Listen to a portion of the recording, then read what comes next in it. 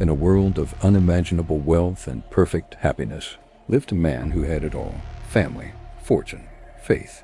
His name was Job. But what happens when everything you hold dear is ripped away in an instant? When the heavens themselves seem to turn against you? This isn't just a story of loss. It's a story of a cosmic wager, a test of faith so extreme it would break an ordinary man. A man caught between the will of God and the malice of Satan. Can a person remain righteous when plunged into the darkest abyss of suffering? The answer lies in one of the most powerful and timeless stories ever told. Let's dive into the world of Job. Picture this: a man of immense wealth in the ancient land of Uzi. We're talking thousands of sheep, camels, oxen, and a huge household. More than that, he was a devoted family man with 7 sons and 3 daughters. Job was known far and wide, not just for his riches, but for his character. The Bible describes him as blameless and upright, a man who feared God and shunned evil. He was, by all accounts, the perfect man. But this perfection didn't go unnoticed. Up in the heavenly realms, a scene unfolds. God proudly points out Job's unwavering righteousness to Satan, the accuser. Satan scoffs at this, cynical as ever. He argues, "Does Job fear God for nothing? You've put a hedge around him and his household and everything he has. But stretch out your hand and strike everything he has, and he will surely curse you to your face." It's a challenge, a bet of cosmic proportions. God, confident in Job's integrity, agrees to the test, but with one condition: Satan cannot harm Job himself. And so the storm begins. In a single horrific day, disaster strikes.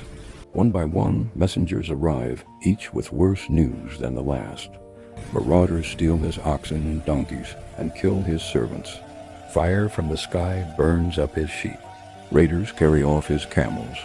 And then, the final, soul-crushing blow. A mighty wind collapses the house where his children were feasting, and all 10 of them are gone. In a moment, Job's world is utterly destroyed. He loses everything he ever loved, except his own life. How does he react? Does he curse God as Satan predicted? No. In an incredible display of grief and faith, Job tears his robe, shaves his head, falls to the ground in worship, and says, "The Lord gave and the Lord has taken away. May the name of the Lord be praised." Satan lost the first round. But the accuser isn't finished. He returns to God, arguing that Job only held his faith because his own body was untouched. "Skin for skin," he declares. "A man will give all he has for his own life. But stretch out your hand and strike his flesh and bones, and he will surely curse you to your face." God agrees to a second test, again with a boundary. Satan can afflict Job's body, but he cannot take his life. Immediately, Job is struck with painful sores from the soles of his feet to the crown of his head. He sits in ashes, scraping his agonizing wounds with a piece of broken pottery. His own wife, seeing his misery, tells him, "Are you still maintaining your integrity? Curse God and die." But Job rebukes her, asking, "Shall we accept good from God and not trouble?" Then his 3 friends, Eliphaz, Bildad, and Zophar, arrive. When they see him, he's so disfigured they barely recognize him. They sit with him in silence for 7 days and 7 nights, sharing in his overwhelming sorrow. This silence is perhaps the greatest comfort they offer, because once they start talking, things get complicated. His friends are convinced that Job must have sinned. In their worldview, extreme suffering is a direct punishment for extreme sin. They spend chapter after chapter pressuring him to confess to some hidden wickedness, but Job maintains his innocence. He doesn't understand why this is happening, and he cries out to God in confusion and despair. He questions God's justice and longs for a chance to plead his case, but he never, ever curses God. This debate rages on, a raw and honest exploration of human suffering and divine justice. Job feels abandoned, unheard, and wrongly accused by both his friends and, it seems, by God himself.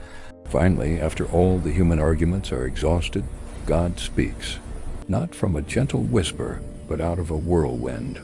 And God doesn't give Job the neat and tidy answers he was looking for. Instead, God unleashes a torrent of questions that put everything into perspective. Where were you when I laid the earth's foundation? Do you give the horse its strength? Through these powerful questions, God reveals his immense, untamed wisdom and power, far beyond human comprehension. The point wasn't to explain Job's suffering, but to reveal who God is. Job, humbled and awestruck, realizes his place in the universe. He repents not for sinning, but for questioning God's wisdom without full understanding. My ears had heard of you, Job says, but now my eyes have seen you. In the end, God rebukes Job's friends for misrepresenting him. He then restores Job's fortunes, giving him twice as much as he had before. He is blessed with another 10 children, and he lives a long, full life, seeing his family for 4 generations. The story of Job doesn't give us an easy answer to why good people suffer. Instead, it offers something deeper, a profound lesson in trusting God's sovereignty, even when life makes no sense. It teaches us that our faith can endure even the most unimaginable trials, and that a true encounter with God is more valuable than any explanation. It's a timeless reminder that even in our darkest moments, we are not alone, and there is a purpose beyond our pain. Thanks for watching. If this story resonated with you, hit that like button and subscribe for more content that explores the powerful stories that shape our world.